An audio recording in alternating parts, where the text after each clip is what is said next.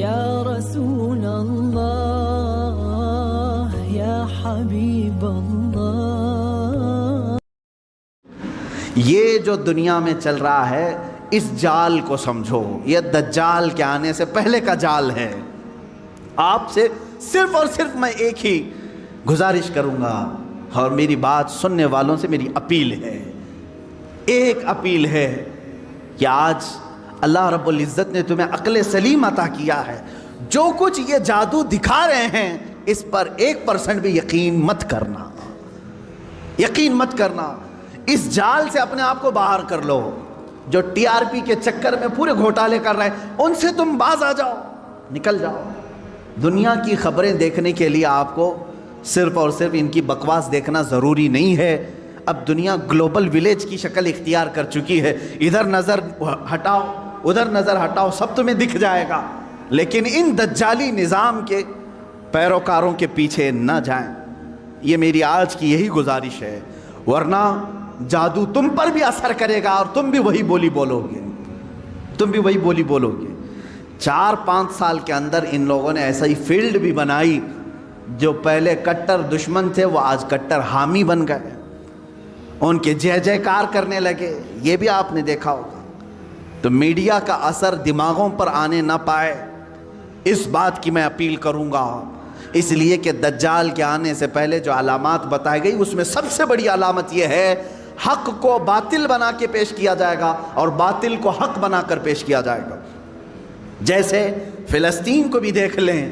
فلسطین ایک چھوٹا سا ملک، یہ فرسٹ ورلڈ وار میں مسلمانوں کی آبادی پوری 4000 یہودیوں کو رہنے کے لیے شرن دیا گیا. شرن کہتے ہیں نا، پناہ دی گئی 4000 یہودیوں.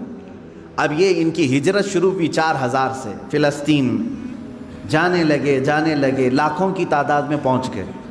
1948 کے زمانے میں 1947 جو ہماری آزادی کا سال ہے، اسی کے دوسرے سال اسرائیل میں وہ جو 4000 آئے تھے اب لاکھوں کی تعداد میں جمع ہوئے. انہوں نے اعلان کر دیا کہ یہ فلسطین نہیں ہے، یہ اسرائیل ہے، یہ ہمارا ملک ہے، ہمارے باپ داداؤں کا ملک ہے، پہلے سے ہم یہیں آباد تھے. اب وہ دنیا کو منانے لگے، اپنی ایمبیسیاں ہر ملک میں کھولنے لگے. کچھ ملک اس وقت نہیں تسلیم کر رہے تھے کہ نہیں تم کنٹری نہیں ہو، تم زبردستی قبضہ کیے ہو.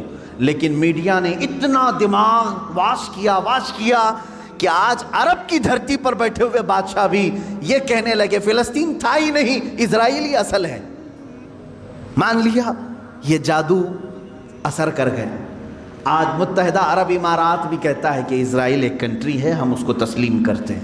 سعودی نے بھی تسلیم کر لیا ہے. جارڈن تو بہت پہلے سے تسلیم کیا ہوا ہے. مصر تسلیم کیا ہے. اب سوڈان کی باری ہے. اس طرح سے جو اسلامک کنٹریز تھے وہ کہتے تھے فلسطین ہمارا قبلہ اول ہے، وہاں پر بیت المقدس ہے، سال ہا سال سے مسلمان آباد ہیں.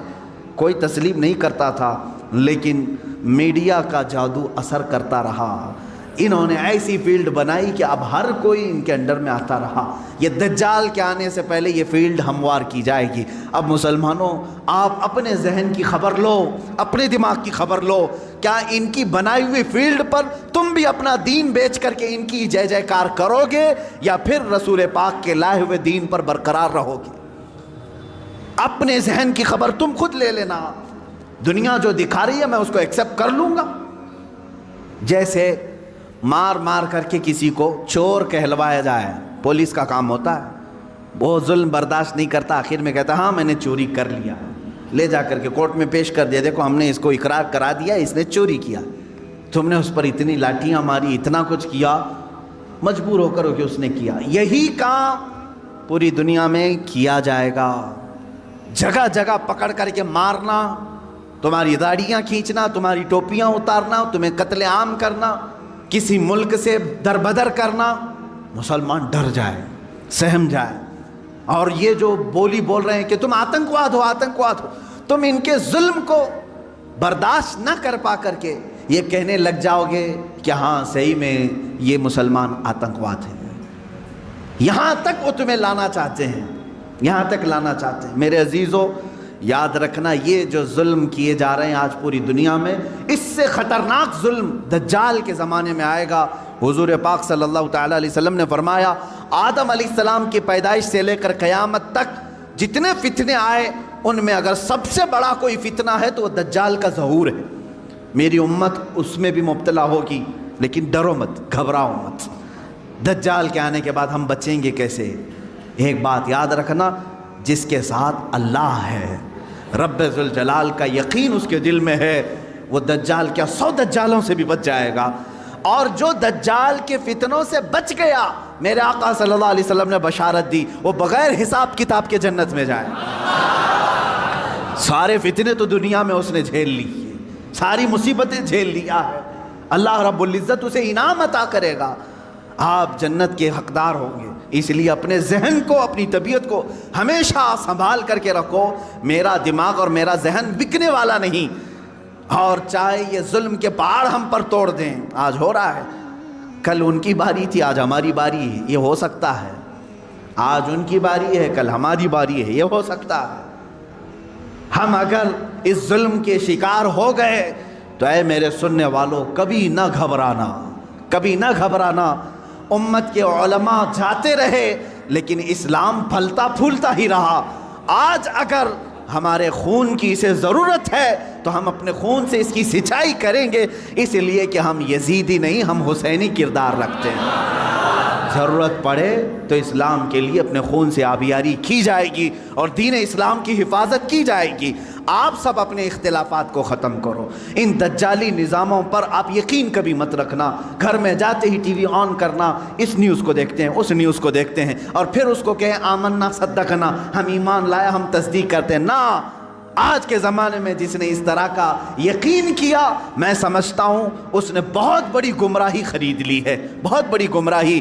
ہاں، جب قرآن کھولنا تب کہنا آمنا و صدقنا، میں ایمان لاتا ہوں اور اس کی ہر بات پر تصدیق کرتا ہوں۔ اس لیے قرآن نے کہا ہے هو الذی ارسل رسولہ بالہدی ودین الحق لیظہرہ علی الدین کلہ ولو کرہ المشرکون۔ وہ اللہ ہے جس نے اپنے رسول کو ہدایت کے ساتھ بھیجا ہے اور ایک حق دین دے کر کے بھیجا ہے، اس لیے بھیجا کہ اس رسول کا دین پوری دنیا میں غالب آ کر رہے گا، پوری دنیا میں غالب آ کر رہے گا۔ انشاءاللہ العزیز وہ دن آئے گا جب ہر گھر پر، ہر پارلیمنٹ پر پرچم اسلام لہرا رہا ہوگا، میرے نبی کا، مصطفیٰ کریم صلی اللہ تعالیٰ علیہ وسلم کا نظام بول رہا ہوگا۔ اللہ رب العزت سے ہم یہ دعا کرتے ہیں کہ مولا اگر ہماری قسمت میں وہ دن لکھے ہوں تو ضرور ہمیں ان دنوں تک زندہ رکھ اور ہماری عمر کو اتنی طویل کر کہ ہم کائنات عالم میں پرچم اسلام کو لہراتے ہوئے دیکھ سکیں، ہمارے دلوں کو سکون ہو سکے۔ اے قدیر و جبار خدا، اگر ہم غریبوں کے حصے میں کوئی چیز تو لکھنا رکھا ہے تو بس تیری ذات سے یہ امید رکھتے ہیں، تیرے فضل سے یہ یقین رکھتے ہیں کہ ہمیں امام مہدی کی فوج میں شامل فرما دے، ان کی خلافت میں ہم سب کو شامل فرما دے۔ وآخر دعوانا ان الحمدللہ رب العالمین۔ يا شفيعنا يا محمد صلى الله عليه وسلم